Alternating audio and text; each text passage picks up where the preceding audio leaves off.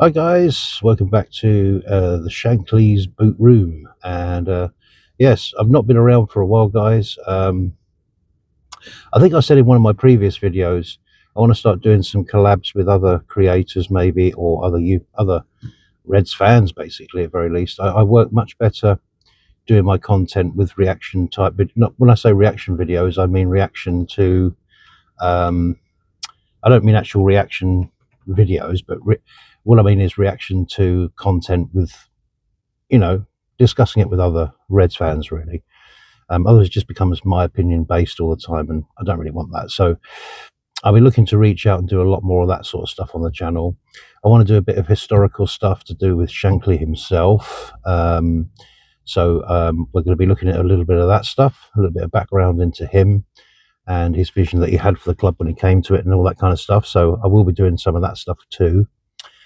But yeah, I just wanted to give a little bit of a reaction to yesterday's news, of course, of the two, of Virgil and Mo, almost 100% now. We're pretty certain they're signing, which is just great news. It was the biggest, almost worry I had really was that one, because I thought, well, the workload that would have been created. The thing is, there's two ways of actually looking at it. It's not just the workload of trying to replace those two, which are irreplaceable anyway, in my opinion, because I still think Verge is the best centre back in the world, and Mo is the best winger, attacker, goal scorer, whatever you want to call it, whatever way you want to pigeonhole him in the world. So going about replacing them two is just crazy anyway. It's the most difficult thing to do. So to replace those, and Trent, almost 98% now we think he's leaving. That's pretty much sure, but we're probably ready for that anyway. So that's that. But a busy summer ahead for us, guys. No two ways about that. It will be a busy summer. Some people are trying to play it down, but it has to be big, because if it's not, it will be a disaster, because these two signing don't cover over the cracks of the frailties within the team. I think we've got to deal with this come last 10, 12 games of the season, when we're just dropping off a cliff. And I'm not saying it's just us. Other clubs have had some similar. You can see some tiredness and fatigue setting in. A lot of us, they play too much football. You see, the internationals that we start the season with are when players are just gaining fitness. They've just come back off their summer breaks or whatever, summer competitions. They've gone away to all over the world for pre-season. Okay, they've only played 2 or 3 games over there, and these are not terribly competitive games that we play in these countries. It's all of course for publicity, but still, players are gaining fitness and all this kind of thing. The Premiership starts, we play a couple of games, they go on an international break. We come back, we play about 3 games, they go on another international break. We come back, we play about 3 or 4 games, they go on another international break. Those 3 international breaks, and that's when players are starting to gain fitness. And if you get players come back injured from those early ones, now what we do about that, I don't know, because at the end of the day, it's not for me to say where you sit with the international side of it, because international football is a part of football, and the players themselves want to be playing international football. They want to play for their countries. So I kind of get all that. But just sometimes I wonder the timing. Does it have to be scheduled like it is, really? And especially on that 3rd international break, when we start the season, the one up to near Christmas there, because it's around so many cup games, and then we go into this tremendous amount of league games over the Christmas period, which we always do, and then January doesn't let up. It actually intensifies, so you've got all of January as well, and so on and so on and so on. So it's and then of course the second bout of internationals come around with the ones we just had in March, which are when players are getting very tired, starting to get tired in general. So I'm not blaming all our drop off a cliff come March thing on internationals. I'm just saying that we have a tendency to really struggle, and we have in the last recent years. The last 10 games, we just peter out, really. We just fade right off, which needs to be kind of dealt with, I think, really. So we need to have a squad that we can rotate with. Slot obviously hasn't felt confident enough to. I got one microphone on here, got you. It hasn't felt strong enough. He hasn't felt really for him that the squad is worth rotating, or at least the squad he has at his disposal he can rotate with, and hence he's just playing. I think now, because we're at the last phase now, and it's a big year for Slot. We have to remember this. This is his first time in the Premiership. He's not played at this level before. He's still quite a rookie manager, essentially, really. Let's get that right. He's quite a rookie manager, really, because yes, he's had 2 or 3 seasons in the Eredivisie, and I think he was playing at some B level before that or something like that. Sorry, not playing, managing. But it's not that far back we have to go for it that he was a player. So what I'm trying to say is he's quite an inexperienced manager for a club the size of Liverpool. And to come in and do so well in his first season and have us on the cusp, there must be a little bit of nerves for him in a way, even though he's a very calm guy and doesn't show it. But inwardly, he must be thinking, I better not drop the ball here. We just had this loss to Fulham. I'm not going to go too much into that because it was just a poor performance. We started it really poorly. And when you actually break it down, that first half was about catastrophic errors and them capitalising on them catastrophic errors each and every time. It's not like they fluffed up and just managed to scuff one in. They just actually took advantage of those kind of perfectly in every situation. And then, of course, we come back into it more in the second half. But anyway, I don't want to go too much into the Fulham game. There's enough content out there about that now. But of course, at the end of a game like that, when he gets home and starts thinking about it, he must think, gosh, I hope this. So he's probably likely to keep going with the strongest team he can and all of that kind of thing. But we've seen drop off from players like Gravenberch, big time. I wouldn't say Slot's been found out. Well, he kind of has been found out, but I don't think it's all the reasons why. Obviously, fatigue, and I hope Jamie Phillips is not watching because he won't like me saying that, fatigue. But there is genuinely fatigue in some players. But I think what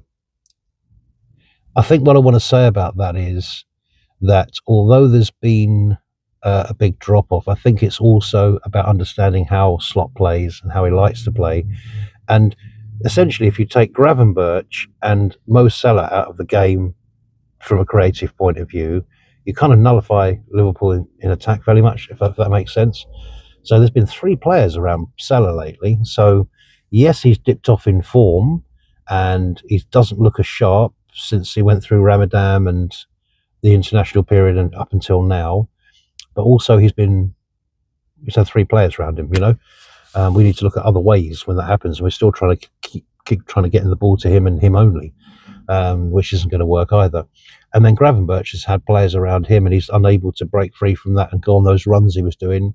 He's probably mentally and physically more tired at this stage. I don't know, but he's been played a lot. If you start breaking down, I looked at the minutes the other day, and Gravenberch and I've got a pigeon looking at me, guys. He's just perched up on here in front of the car and he's having a good old look. Now he's flown off.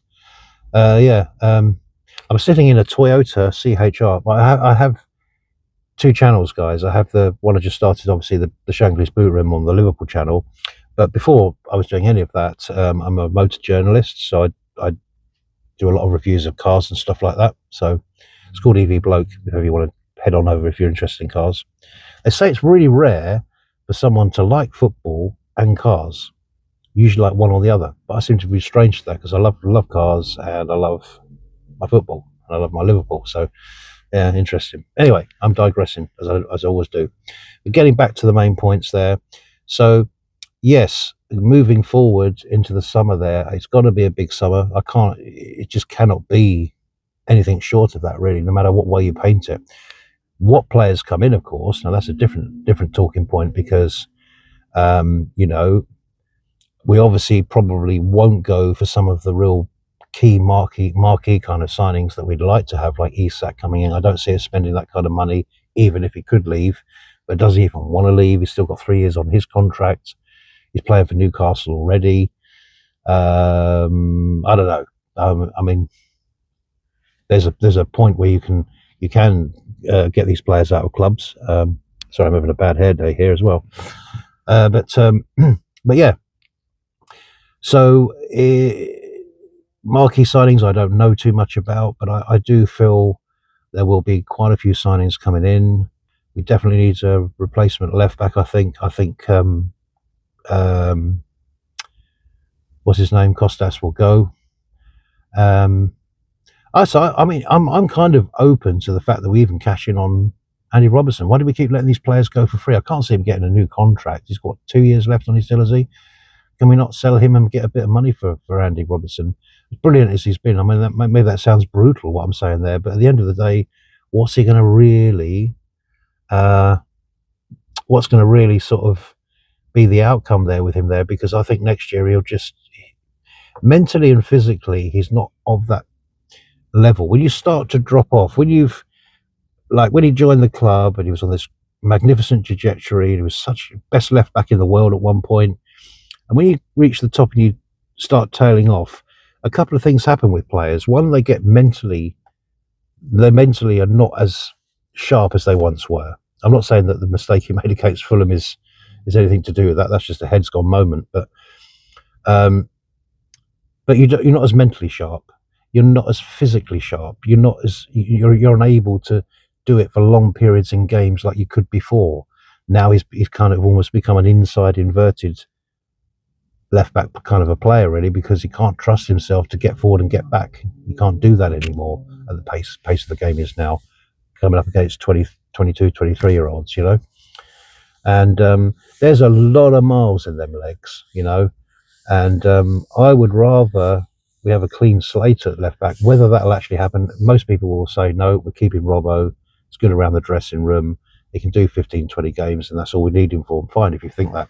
But I just don't want to keep on missing out on the financial side of our players. Not because I run the club or whatever, or I'm some kind of financially invested in the club. But I'm just sick of us players leaving for free all the time. It's just ridiculous, man. So I'd like to see us maybe cash in on some of these players. I think we need a centre back.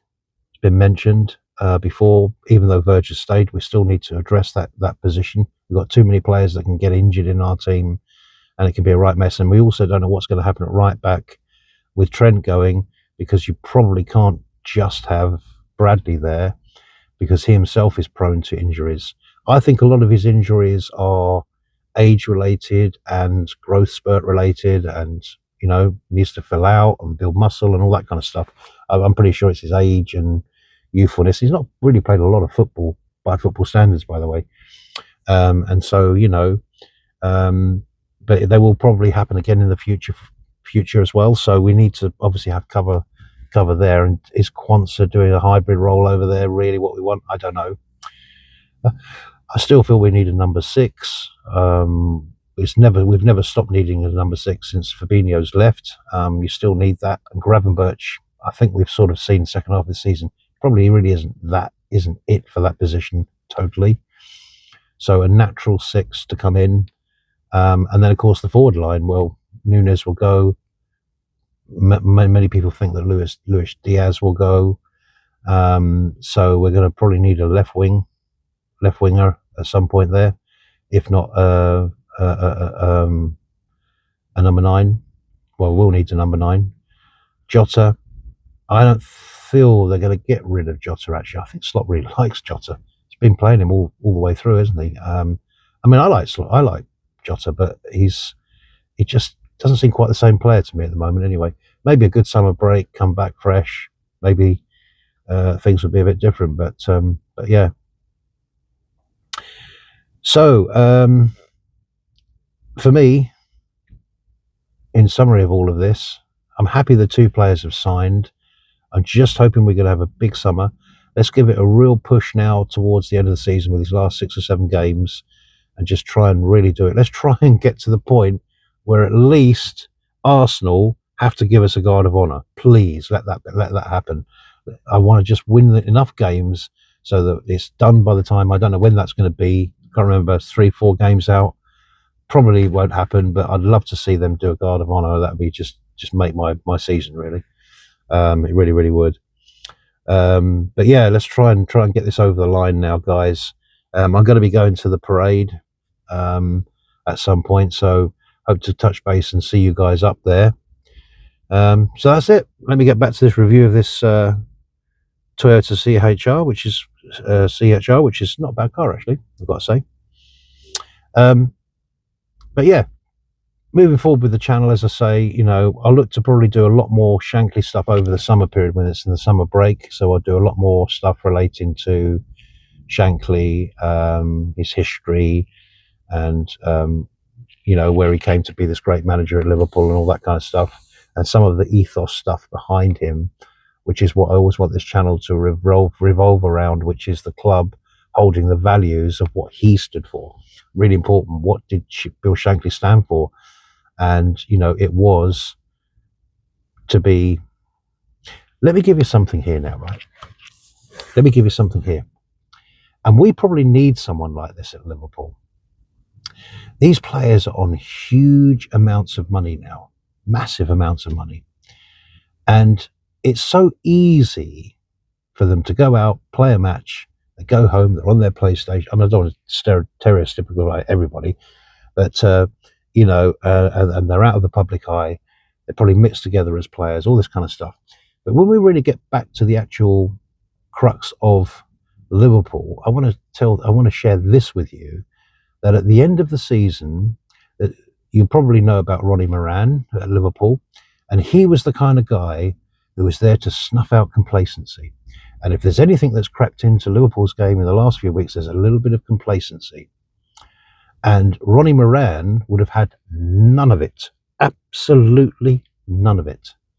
And he'd be eyes open, he'd be looking at that, ears would be open, and he'd be there to stamp any of that out. And he'll be saying to them players, don't go above your station. This isn't done yet. You've got to get it over the line. And it's a known fact that a lot of players' medals were handed in at the end of the season because they didn't want them to. It sounds almost harsh, really, in a way, but that's what they used to do. They used to collect all the medals up. They used to go into a big box, and when you left the club, you'd get your medal. You'd get your medals, or later in the season, or another time you'd get them back. But the management didn't want the players to become puffed up and kind of like, we're Liverpool. And that's crept into a lot of I think that's crept into Liverpool's play in the last few weeks. I can see it. There's a little bit of complacency there, and that was shown a little bit at Fulham. And it comes back to bite you, see. It's got to be stamped out. So we almost need someone like that at the club again, I think. Someone who's just going to walk around and stamp out any of this kind of complacency stuff. Us as fans, we know it's not done yet. And we know that if you let your guard down, if you just roll up, expecting to turn everybody over, that it won't happen. And at the end of the day, at the end of the day, there's a job to be done, and it's not won yet. Even though, yes, it looks like we definitely will win it. It'd be crazy if we lost it from here. Probably most of us content creators would shut our channels down, because it'd be that embarrassing, wouldn't it? But so we're going to get it over the line, but it's just how we get it over the line. And I want us to do it in a professional way that the great Bill Shankly would have expected us to do. Doesn't matter what era of football you're in. You might say, the 1970s is totally different kettle of fish now with internet and social media and all of that stuff. Don't care about that. At the end of the day, the values of this club haven't changed. We are there to win, and win is all we're about as Liverpool fans and as a club. Arne Slot knows that. And so some of these players need to really embrace that and do a professional job and get us over the line. Just start playing. Don't be so, what's going on, So I want to see some of that, and that is the kind of thing that we need, really. So yeah, that'd be nice to have someone at the club. I'd do it. I'll go around and tell the players to not get too above their stations. But yeah, so it's outside of all of that. So in the summer, that's kind of what the content will be. Some of that sort of stuff, like those nuggets I just gave you there. Football's very simple, really. It's only made complicated if you allow it. And it's about when you see an under-8s team or an under-9s team, and you see the goalkeeper, and you see the dads go around there, be on your toes, son, be on your toes, get ready to receive the ball. And it's that kind of mentality, always being ready when you get onto the pitch as a Liverpool. When you put on that Liverpool shirt, get onto that pitch, you need to be ready. You need to be ready to do what has to be done in order to get those points. And if you can't lapsadaisical and you just think, this is Fulham, it's only Fulham, We just got to turn up, really. Pass it about a little bit. We'll find an opening, and we're away. And it's not, the football isn't like that. Underestimate. I think even more so this end of the season than any other, because you've got people fighting for stuff. Fulham might not get top four, but they want a European place, so they're going to keep on pushing until they can hopefully get it. So they're up for every game. You're going to play other games, that other teams that are maybe in a relegation fight, other teams that are trying to get into the top four. All this kind of stuff. And even if you take all of those things away, just pride, general pride, or fighting for their place in the team for the following season, whatever it might be. So you tend to see, although you get tired players and tired teams, you also get a lot of teams really trying with a lot of effort to get over the line. And for us to be 11 points ahead, it's just like, it's a breeze. Well, we got to get rid of that mentality, and we just got to go for it. So anyway, that's enough said. I've gone on and on and on here. Hope to collab with more content creators, and do some live stuff with them. I'd really love that. And also in the summer, as I say, we'll do a little bit more Liverpool history focused stuff. If you're into that kind of stuff, then that'd be brilliant too. So we're going to go into some of the old teams maybe a little bit as well. And like I say, it's called Shankly's Boot Room, so it has a strong Shankly focus. I never want the man to be forgotten about. He's the guy who started all of this. Shankly was an incredible man, an absolutely incredible man. Well, I say that like I've met him, but just knowing him around that time with interviews and growing up with him, even until he retired and moved on, even after that, he still would be coming back to the club. And he just loved football, and he just loved Liverpool, and he loved the supporters, and he just loved the club so much. And so I want to share that with you guys over the next coming months, and that's really important to me. But here we are then. So I'll end it now. But look out for more content, guys. Thanks for getting me up over 100 subscribers. Big up to Cal from Coppish and Coppish as a whole. Go and subscribe to those channels, won't you? And to Jamie Phillips as well, who've been my two mentors, really. They've been two people that have been really helping me on this journey, starting up a channel and stuff.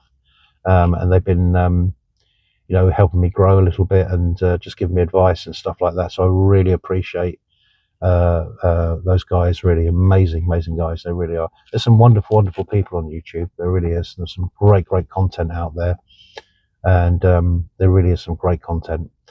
So yeah, get into the Liverpool community, sign up, guys. If you feel like you can do what I'm doing, starting a new channel and a new adventure, then give it a go. You just got to pick up and get a little basic mic like this to start with, and a phone. Just start like that. You don't have to have all the fancy equipment to start out with. That'll come later on. Just build it up slowly and just get into it, and just share your passion about Liverpool or football, whatever team you support. It doesn't have to be Liverpool. If you're watching this and you're not a Liverpool fan even, just get into it and get into creating stuff. There's always something to talk about when it's your team. So that's the way to go. Anyway, I've really rabbited on, haven't I? I have gone on and on and on. Okay, I'm going to get to driving now. So catch you soon, guys. And just wanted to go over that little bit of brief thing there, relating to the summer. It needs to be big. We need to have a big summer this year, which I think we will do. Some people are saying 3 or 4 players. I think it'll be more. I can't see. How can Harvey Elliott stay? Even if he's an ambitious boy, and he's just not been used. I mean, he just doesn't play anything near enough for me. I'd love to see him play more, but for some reason, Slot doesn't. I've really learned something about Slot this year, is if he doesn't trust you, blimey, you're really off his Christmas card list. I mean, there's no going back with the guy. I just don't know what it is. He's a tough nut. He really is, because it's just the way he is, though. He sees his team the way he sees it, and if you don't fit into all of that, then you're just not going to make it into what his plans are or whatever it is. So it's just the way it is for poor old Harvey, really. But so he'll have to go, won't he? I mean, some people are saying he might stay, but how would he stay if he's playing that kind of? Well, he'd have to be playing a lot more, wouldn't he, than what he's been playing now if he's going to stay. I can't see it myself. Then you could look at all sorts of combinations of things that might happen. Last season, Joe Gomez wanted to go. Will he go? That's another back player we'll lose if he goes. You know, so many areas you can start going round. So I mean, it could be 3 or 4 players we let go and bring in, but I think it'll be more. I really do, because Slot has to have a team. This is not the Eredivisie, and I heard him mention a couple of weeks back about he likes to play with a small squad. Well, forget that. At Liverpool, when I say a small squad, I don't mean he has to have 24 players, but I mean he needs a core 17, 18 for me in this league, because you've got to be able to freshen up things in midfield and all over the place in attack and stuff like that, because otherwise you're just going to see the same results every year, where we just tail out at the end of seasons because we don't have enough rotation going on. And so that for me is really important. So I think we will have a big summer. I think we will. Anyway, see you guys. Catch you on the next one.